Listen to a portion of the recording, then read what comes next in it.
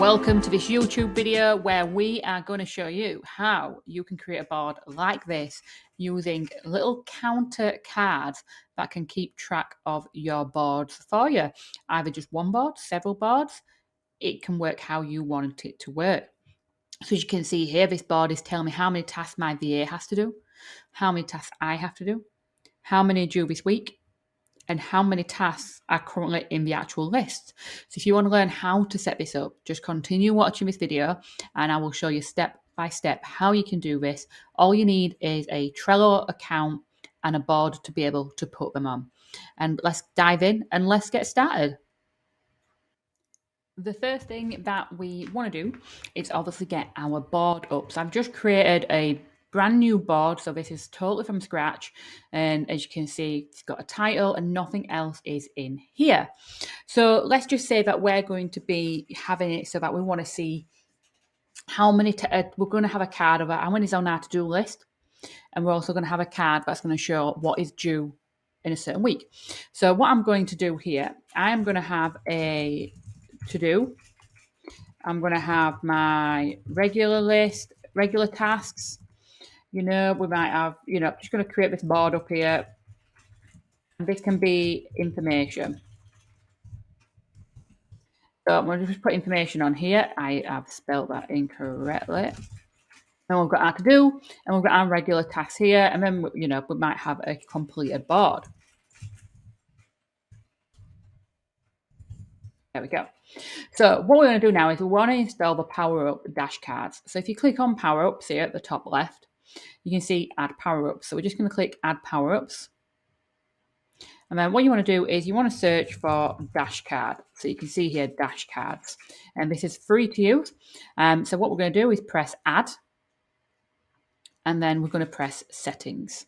And as you can see here, it says you can remove it or disable it at any point. So if you ever want to take this off your board, you would click on Power Ups and you would go on here. So for now, I'm just going to press the cross at the right there, and then now we're back onto our board. So nothing looks different at the minute, but you might have noticed we've got this little thing here that says Track. So can you see Track next to Power Ups now? So what we're going to do is we're going to click Track, and then this is going to actually do things. But before we do that, I want to put some dummy tasks in here. So we're going to just do some tasks, record, YouTube video, and Dashcards. I'm just going to populate this with some more tasks, just one moment. Right, so as you can see, just like magic, we now have several tasks in here. We've got some that's due this week, and we've got some that's due in previous weeks. So now what we're going to do is we're going to create the dash card itself. That is going to tell us the number of things that we've got. So if we just press this track button here next to Power Ups, it's going to bring up the dash card settings here. And you can see some various things here that you can use.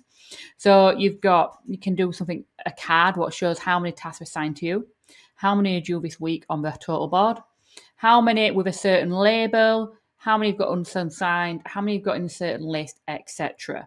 So what we're going to do is let's do a card that is going to tell us how many tasks that we've actually got to do.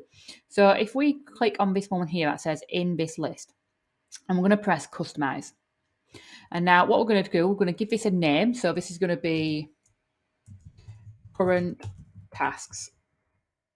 We can change the background of this if we want. You can have it as a picture, or you can have it as a colour or a photo. So I'm just going to change this to like a colour. And what we've got here is the rules that are going to set this up.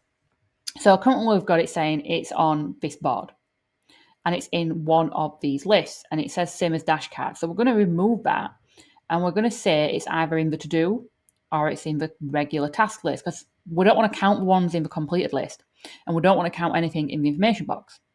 And then that's it. That's literally all we need to do.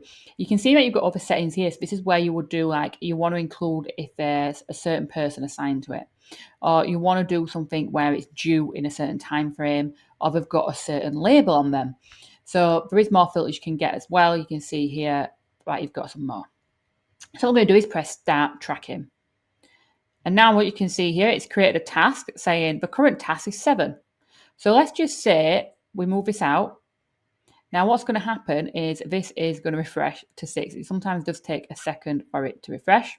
There you go. So now it's refreshed to 6 because now it's not in that list.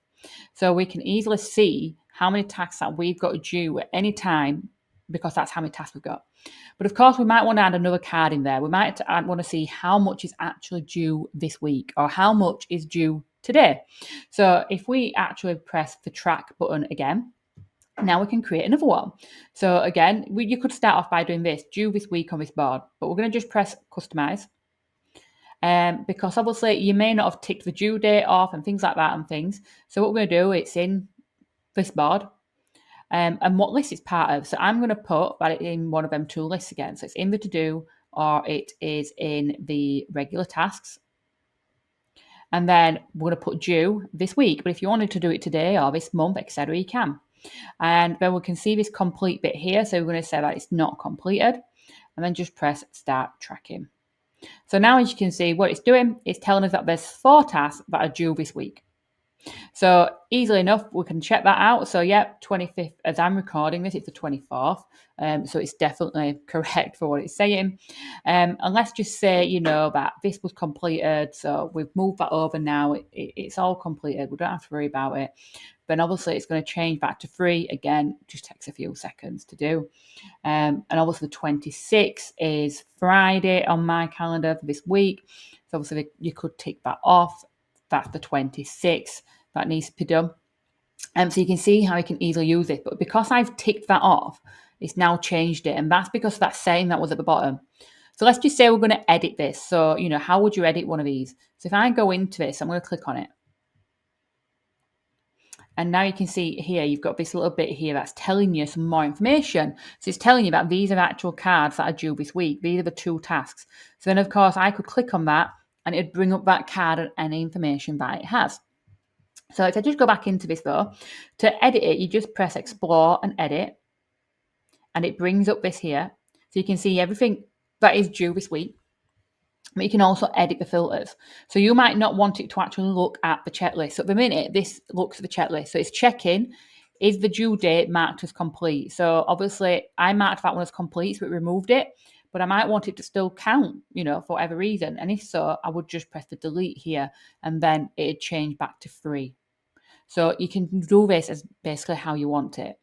You can see stuff in here, obviously the metrics and other daft stuff, not daft stuff, but other things that you don't really need. And there we go. So let's just say that I want to know, you know, what tasks have I got currently, and I just want them all in one list. I can click on current tasks and I can see it shows so many. So it's showing the first 6. It goes to so many. So there was more, but I can easily press explore and edit and I can see more information about this task here. So I can see everything that I've got and it just makes stuff a lot easier.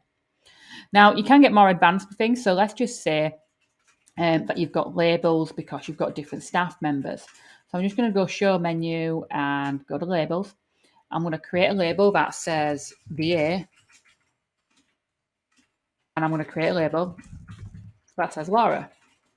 So let's just say we want to get a bit more personalized now. So, you know, this video could be for Laura to do. This client work is for the VA to do. That one can be for Laura. Sending this email is the VA. You know, we're just going to assign them out randomly. There we go. So let's just say that we want to know, like, specifically. So we're going to create another card here that shows us how many tasks does Laura have to do and how many tasks does the VA have to do. So again, we're just going to press track. And we're going to use, again, this one that says in this list. And we're going to press customize. We're going to put Laura. I can't spell. And then we're going to say, yep, it's in this there. Is it in the list? So we're going to put it's in the to-do or a regular list. And then we're going to put assigned. See, if you did have several usernames, you'd use the assign button. But if you're not on a paid plan and you don't have a username per person like your VA, then what you can do then is where it says labels here, you would put includes any of Laura. So now this is going to count up how many tasks does Laura have to do. So if I press start tracking, it says 4. So we can see here 1, 2, 3, 4. Nice and simple. And then also we can repeat that for the VA as well. So if I went to track again, customize. So this is going to be VA to do.